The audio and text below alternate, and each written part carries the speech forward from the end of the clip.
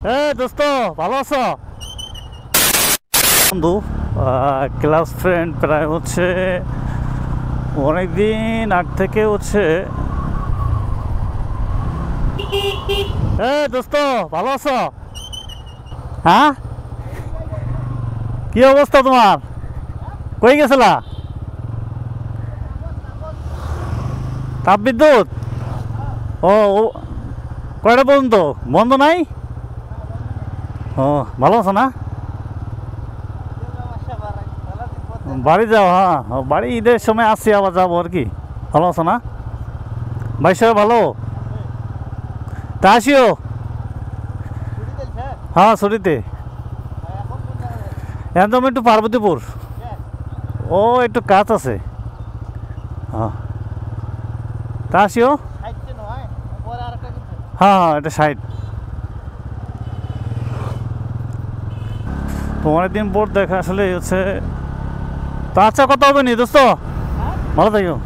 অনেকদিন পর দেখা হলো। সে হচ্ছে আমাদের এখানে মানে তাপবিদ্যুৎ কয়লার খনিতে চাকরি করে, মানে তাপবিদ্যুতে।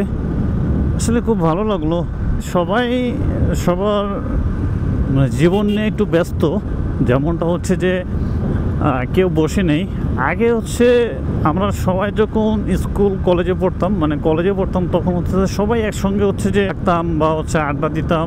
সেরকম কিন্তু কেউ সংসারের কাজে ব্যস্ততা ছিলাম না, বা হচ্ছে কেউ এমন কোনো ব্যক্তিগত কাজে ছিলাম না। এখনটা হচ্ছে যে বিষয়টা সবাই হচ্ছে সবার কাজেই হচ্ছে ব্যস্ত থাকে। সে কলের খনিতে জব করতেছে, যাই হোক, জব সবাইকেই করতে হবে। কেউ হয় বিজনেস করতে হবে, কাউকে না হয় একটা জব সিরিয়াল করতে হবে জীবনে, মানে কোনো কর্ম করতে হবে। কেউ তো বসে থেকে খেতে পারবে না, তাকে কর্ম করতেই হবে। যদি বাবার ধন সম্পদ থাকে, জমি থাকে, সেক্ষেত্রে হচ্ছে সেগুলো আবাদ সবাদ করতে হবে। যাই হোক, বন্ধুর সঙ্গে কথা হলো, দাঁড়াইলাম না, কারণ ও মনে হয় ব্যস্ত, সারা রাত ডিউটি করছে।